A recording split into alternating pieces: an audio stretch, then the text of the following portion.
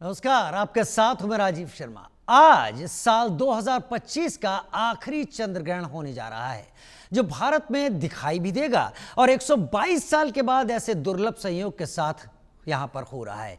खास बात यह कि आज से पितृपक्ष की शुरुआत भी हो चुकी है और आज ही पूर्ण चंद्र ग्रहण है। कुछ ही देर बाद साल का सबसे बड़ा पूर्ण चंद्र ग्रहण दिखाई देगा। यह चंद्र ग्रहण रात 9:35 से शुरू होगा और देर रात 1:27 तक रहेगा। चंद्र ग्रहण की कुल अवधि करीब 3 घंटे 28 मिनट की होगी। यह चंद्र ग्रहण न सिर्फ भारत में बल्कि दुनिया भर के कई देशों में दिखाई देगा।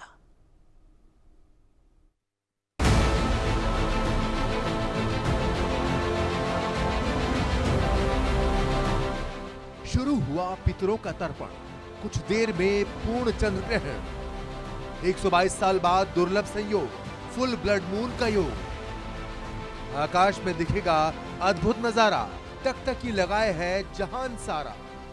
पितृपक्ष यानी श्राद्ध पक्ष की शुरुआत हो चुकी है और इसी दिन साल का आखिरी और पूर्ण चंद्र ग्रहण भी लग रहा है। चंद्र ग्रहण को लेकर दुनिया भर में उत्सुकता है, क्योंकि पूरे 122 साल बाद ये दुर्लभ संयोग बन रहा है। आज पूरी दुनिया लाल रोशनी में नहाए चांद का दीदार करेगी। ये चंद्र ग्रहण तमाम देशों के साथ भारत के ज्यादातर हिस्सों में दिखाई देगा। भारतीय समय के मुताबिक साल का आखिरी चंद्र ग्रहण आज रात 9:35 से शुरू होगा और देर रात 1:27 पर समाप्त होगा। तो वहीं रात 11:42 पर चंद्र ग्रहण अपने चरम पर होगा। इस ग्रहण की अवधि 3 घंटे 28 मिनट तक होगी।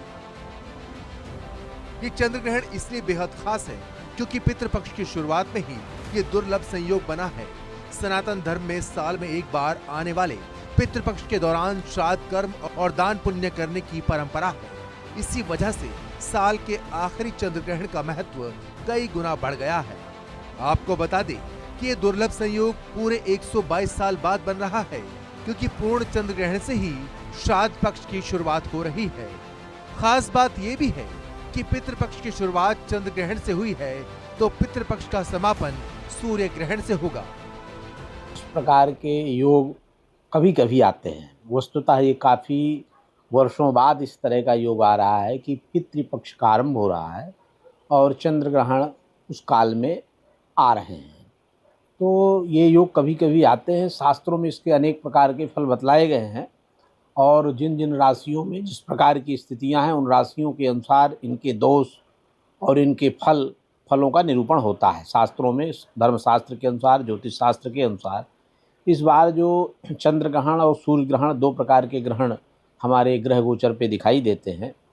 हमारी सनातनी परंपरा में एक उल्लेख है कि चंद्र ग्रहण का जो असौच होता है, वो जिसे सूतक कहते हैं, वो 9 घंटे पूर्व लगता है।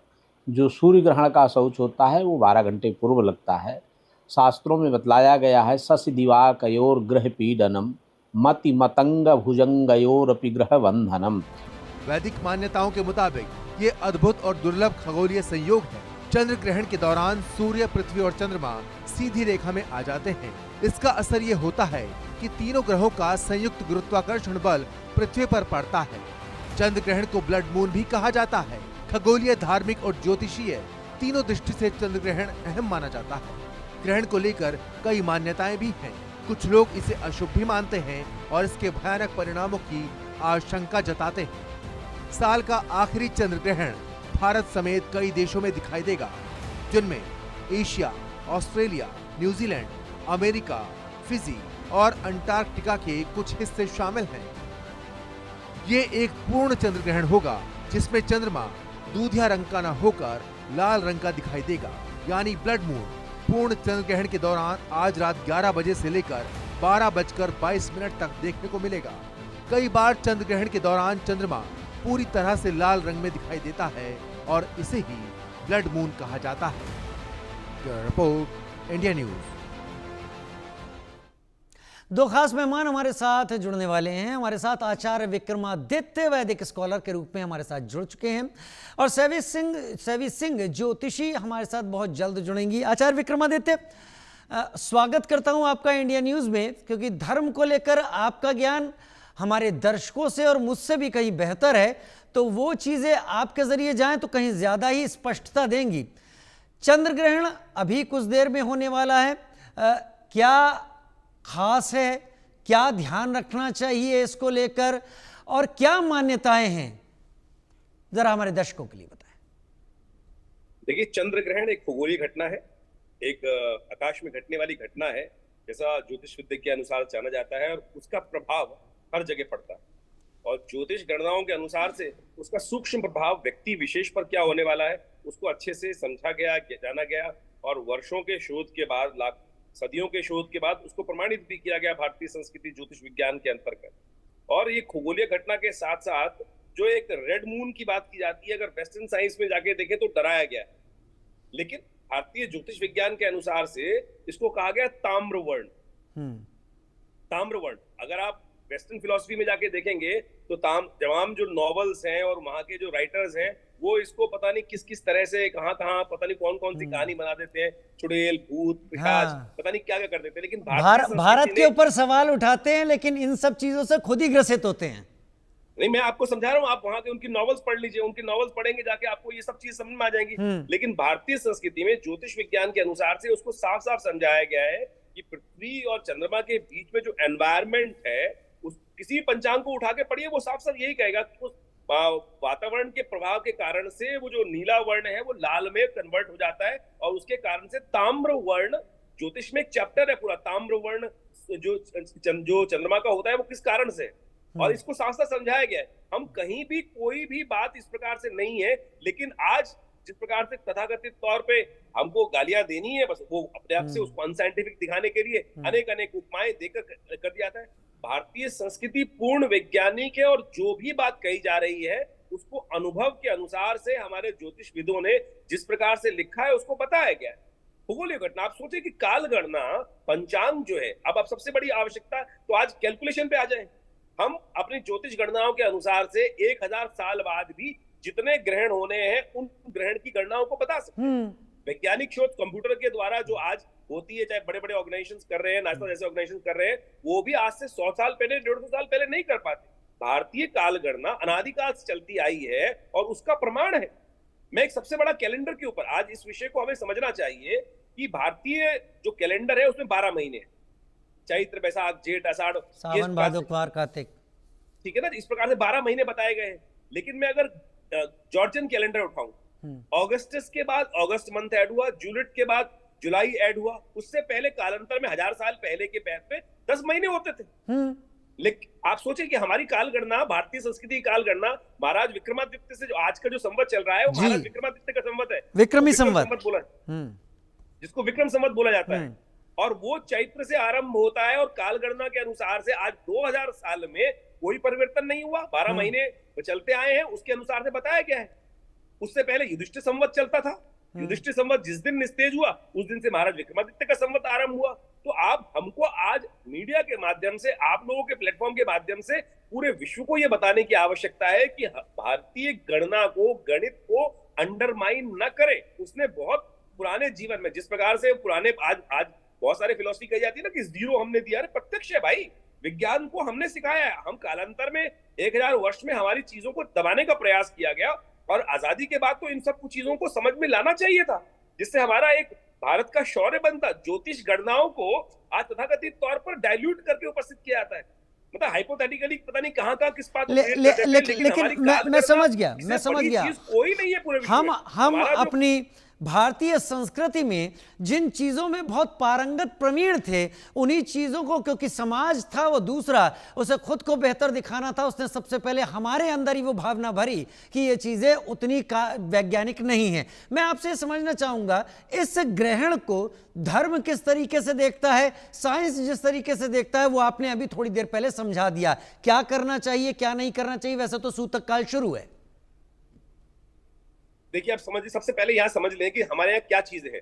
हमारे यहाँ ग्रहण को एक पर्व काल माना गया है, एक पर्व है। अगर आप पंचांग उठा के देखेंगे तो ग्रहण का जितना भी समय होता है, जब से ग्रहण आरंभ होता है और जब ग्रहण खत्म होता है, उसको पर्व काल पंचांग में लिखा जाता है।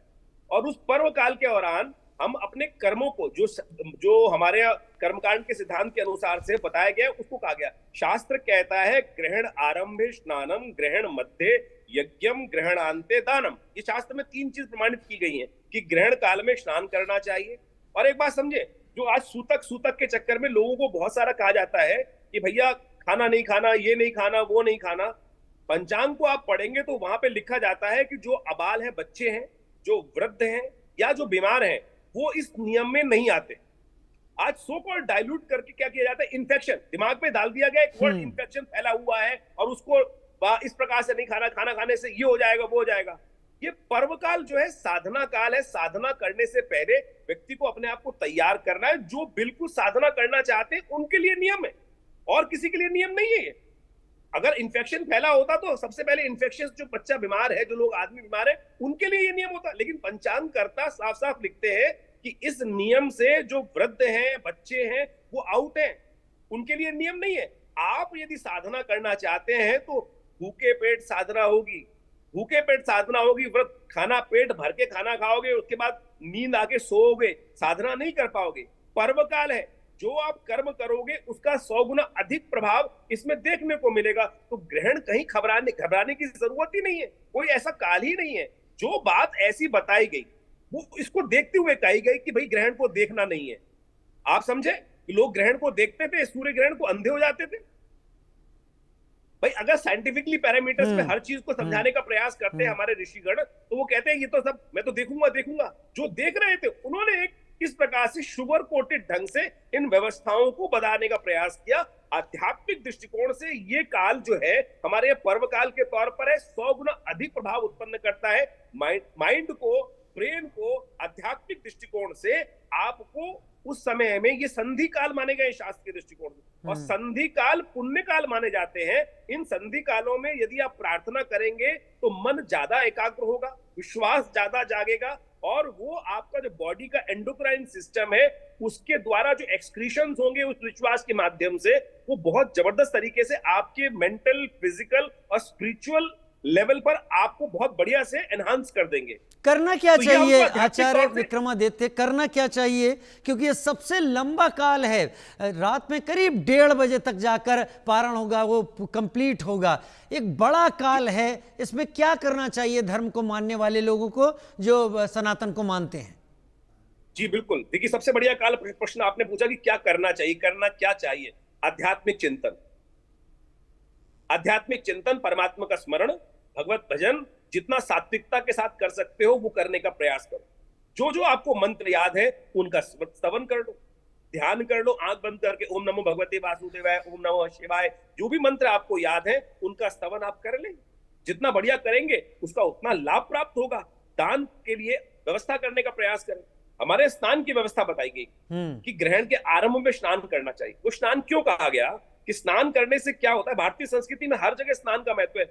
आप ऊपर बद्रीनाथ भी जाओगे, केदारनाथ भी जाओगे तो वहां भी स्नान के लिए कुंभ बना दिए गए, ठंड में भी स्नान के लिए कुंभ बना दिए गए। आप अमरनाथ जी जाओगे तो वहां भी स्नान करने के बाद मंदिर में, कारण है स्नान से पवित्रता आती है, पवित्रता आती से मन एकाग्र होता है, आलस दूर भाग जाता है, स्वच्छता आती है। जितना जो नहाया नहीं हुआ शनि चढ़ाया, वो माना जाता है कि शनि चढ़ा हुआ इसके ऊपर। स्नान करेगा पवित्र हो जाएगा। विदेशों में तो परफ्यूम निकाल दिए गए, परफ्यूम निकाल के लगाने की व्यवस्था बना दी गई, यानी नहाने के पानी की व्यवस्था नहीं थी। परफ्यूम हमारे यहाँ भी, इत्र हमारे यहाँ भी रहे, हमारे यहाँ भी गंधोदक रहे, लेकिन उसकी व्यवस्था इसलिए कर दी गई स्नान करके पवित्र होगा भाई, शनि उतर जाएगा, तेरा मैल उतर जाएगा, दिमाग शांत हो जाएगा। आप थके हारे घर पे आए और उसके बाद एक बार स्नान कर लीजिए, आधा रिलैक्सेशन आपको बिना किसी दवाई के हो जाएगा। आप एकदम सही कह रहे हैं। विक्रमादित्य जी, मेरे साथ सैवी सिंह भी इस वक्त ज्योतिषी के रूप में मेरे साथ जुड़ गई। लंबा ज्ञान है आप दोनों का, आप दोनों से सुनते हैं। अभी सैवी सिंह जी जुड़ी हैं। सैवी सिंह जी, इस समय को किस तरीके से देखें? और एक और चीज़ है जिस पर आचार्य विक्रमादित्य, इसी सवाल में आपसे भी बाद में जवाब लूँगा, ये पहला पितृपक्ष बड़े सालों बाद, लोगों का यही कहना है और मुझे भी जितना मैं जानता हूं, जो पूर्ण चंद्र ग्रहण से शुरू हो रहा है। हालांकि जो सूर्य ग्रहण इसके खत्म होने पर आएगा, भारत में दिखेगा नहीं, लेकिन माना तो यही जाएगा कि सूर्य ग्रहण इसके अंत में और शुरुआत में चंद्र ग्रहण, दोनों ही चीजें बताइए सैवी सिंह जी, आज रात में क्या, किस तरीके से क्या होना चाहिए, क्या असर पड़ रहा है लोगों पर? बिल्कुल, सभी दर्शकों को सबसे पहले नमस्कार। मैं आदरणीय आचार्य जी को भी अभी सुन रही थी और बहुत ही सुंदर तरीके से वो सभी चीजों का वर्णन कर रहे थे जो शास्त्रों में बताया गया है। देखिए, सबसे पहले आपने बहुत अच्छी बात कही कि ये जो पितृपक्ष है और कई वर्षों बाद, कई सालों बाद ऐसी खगोलीय स्थितियां हो रही हैं, ऐसी स्थितियां बन रही हैं जिसमें पितृपक्ष की शुरुआत जो है वो चंद्र ग्रहण से हो रही है और समाप्ति जो है वो सूर्य ग्रहण से हो रही है। और जैसे कि आपने बोला कि लोग कहते हैं कि ये ग्रहण जो है वो विजिबल नहीं है, जो सूर्य ग्रहण है वो विजिबल नहीं है, लेकिन सबसे महत्वपूर्ण चीज ये होती है कि सूर्य हमारे आत्मा का कारक और चंद्रमा जो है वो मनसो जायते, यानी कि चंद्रमा हमारे मन का कारक ग्रह है। और ये दोनों ऐसे ग्रह हैं जो हमारी नेकेड आई से, यानी कि हमें हमेशा विजिबल होते हैं। अब ये दोनों ग्रहण जब भी पीड़ा अवस्था में आते हैं, तो आप देश दुनिया के किसी भी हिस्से में क्यों ना रह रहे हो और ये वहां पे विजिबल हो, ये दृश्य हो या ना हो, उसके बावजूद भी इसका जो प्रभाव होता है वो आपके ऊपर, आपके शरीर पर, और सिर्फ सिर्फ ह्यूमन लाइफ पर ही नहीं बल्कि एनिमल किंगडम पे भी, प्लांट्स पे भी, यानी कि हर वो चीज, हर वो जीव जो जीवित है उस पर इसका जो प्रभाव होता है वो बहुत ज्यादा अधिक रूप से देखने को मिलता है। इसी कारण से ये जो चंद्र ग्रहण और सूर्य ग्रहण, और क्योंकि ये सिर्फ एक ही पखवाड़े में यानी कि 15 दिन के अंतर्गत ये दोनों ग्रहण की स्थितियां जो है वो बन रही हैं, तो इसी वजह से भी ये ग्रहण जो है वो ज्यादा महत्वपूर्ण है। दूसरी चीज ये भी है, आप देखेंगे इस समय के दौरान ऐसी ऐसी दुर्घटनाएं, ऐसी ऐसी घटनाएं घट रही हैं। उतने छोटे बच्चे, 6 महीने का बच्चा, 5 साल का बच्चा, या फिर बड़े बुजुर्ग भी क्यों ना हो, काफी सारे ऐसे लोग हैं, काफी सारी देश दुनिया में ऐसी आपदाओं की और त्रासदियों की घटनाएं घटित हो रही हैं। तो ये कहीं ना कहीं जो एक संकेत होता है वो भी हमें प्राप्त हो रहा है कहीं ना कहीं सृष्टि से, कहीं ना कहीं हमें जो हमारा ब्रह्मांड है वो हमें बार बार ये संदेश दे रहा है कि कहीं ना कहीं हम लोगों से कोई गलती, कोई भूल चूक जो है वो हो रही है। तो चंद्र ग्रहण का ये जो समय है सिर्फ एक ऐसा समय नहीं है जहां पे आपको सिर्फ डरना है या सिर्फ डर की वजह से आपको घर में रहना है, या अगर हम आपको बता रहे हैं कि जाप आपको करना है तो डर के आपको कोई भी कर्म करना है। नहीं, ये समय आपके लिए रिजुविनेशन का समय है। ये समय आपसे पूर्व में किए गए जो भी कर्म है, जो आपसे गलत हो गए हैं, कोई गलतियां आपसे हो गई हैं, तो उसके लिए एक प्रायश्चित करने का भी ये समय है। तो ऐसे में जितना मानसिक जाप आप करते हैं, जितना अपने आसपास आप स्वच्छता रखते हैं, और सिर्फ आप शारीरिक रूप से ही स्वच्छता नहीं, मानसिक रूप से भी स्वच्छता जब आप लेकर आते हैं अपने जीवन में, तो फिर आपके लिए कहीं ना कहीं ये जो ग्रहण है ये आपके जीवन में कुछ जितना नेगेटिव इम्पैक्ट ये डाल सकता है, शायद उसमें कहीं ना कहीं आपको कमी दिखेगी। आपकी राशि चाहे जो भी हो, आप किसी भी स्थान पे क्यों ना रहते हो, इसका जो प्रभाव है, चंद्र ग्रहण का जो प्रभाव है वो आपको आपके जीवन में देखने को मिलेगा। इसीलिए दान पुण्य के कर्म करना, आज के दिन आपको कच्चे चावलों का जो दान है वो जरूर करना चाहिए। शनि की राशियों से अगर आप प्रभावित होते हैं, मकर राशि या फिर कुंभ राशि आपकी राशि बनती है, क्योंकि कुंभ राशि में ही ये ग्रहण जो है वो लग रहा है सबसे पहले, तो ऐसे में कच्चे चावलों के साथ काली उड़द की दाल का दान आपको करना चाहिए। इसी साथ में आपको इस समय के दौरान जो है आपको कुछ मानसिक जाप जो है वो करना चाहिए। देखिए, शिव जी भोलेनाथ जो है उनके मस्तक पर चंद्रमा विराजित है और साथ में उनके कंठ में वासुकी जी का वास है। अब देखिए, जो आप देखेंगे कि राहु की जो आकृति है या जो उसका प्रदर्शन आइकोनोग्राफी दिखाई जाती है वो सर्प ही है।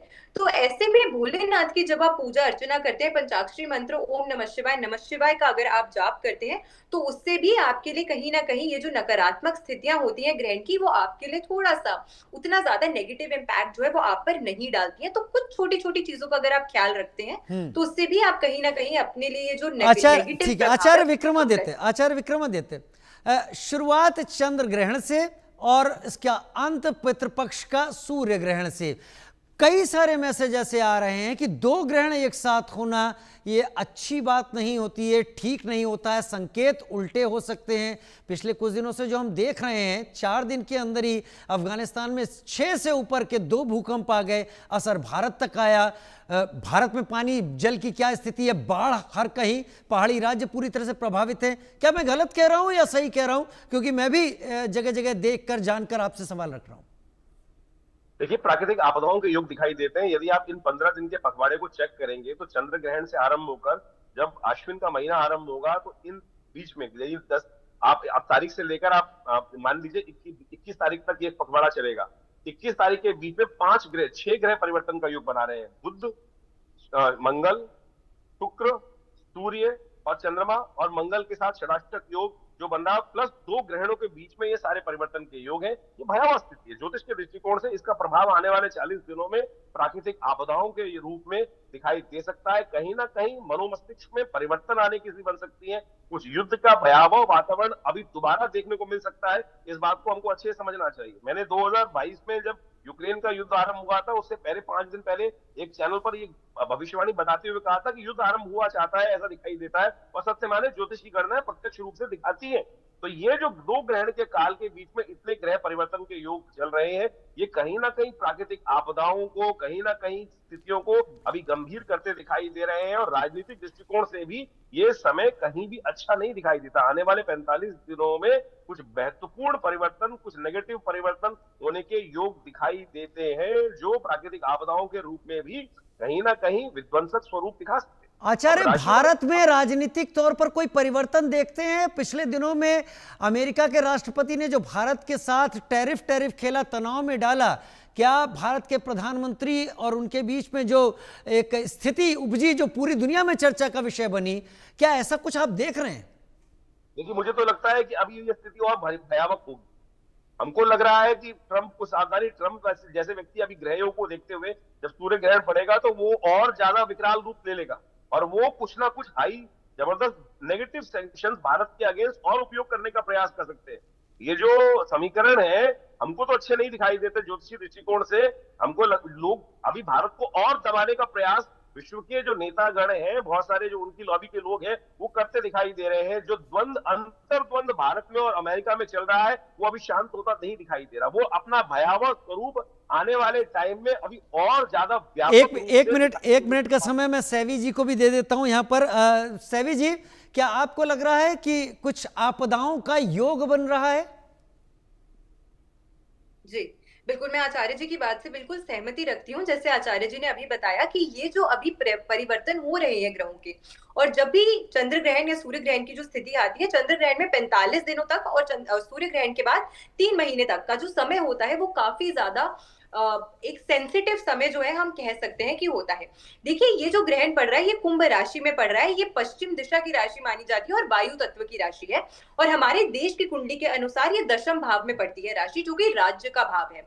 एकादश भाव धन का भाव माना जाता है। और जब इसका संबंध दशम भाव से आ जाता है, तो सबसे पहले कुछ ना कुछ फाइनेंशियल डिस्ट्रेस, यानी कि इकोनॉमी में हमारे देश की कुछ उथल पुथल जो है वो आपको देखने को मिलेगी। दूसरी चीज ये है, इस समय के दौरान शेयर मार्केट, स्टॉक मार्केट जो है वो भी प्रभावित होंगे सूर्य ग्रहण के बाद, क्योंकि पंचम भाव जो है हमारी कुंडली का, वो प्रभावित होगा। तो शेयर मार्केट, स्टॉक मार्केट में भी कुछ उतार चढ़ाव जो है वो देखने को मिलेंगे। साथ में इस समय के दौरान, क्योंकि ये जो चंद्र ग्रहण पड़ा है, ये आप देखेंगे कि रविवार का दिन है, भाद्र मास है, और साथ में पूर्व भाद्रपद और शतभिषा का पहला चरण। तो ये दोनों ही जो नक्षत्र है, ये जो ग्रहों के प्रभाव है, ये किसी भी तरीके से शुभ संकेत जो है वो इस समय के दौरान नहीं प्रदान कर रहे हैं। लेकिन हम यही अपने दर्शकों से कहेंगे कि आराध्य की आराधना करें, भटके नहीं। दोनों विद्वानों ने चीजें सामने रख दी हैं। ये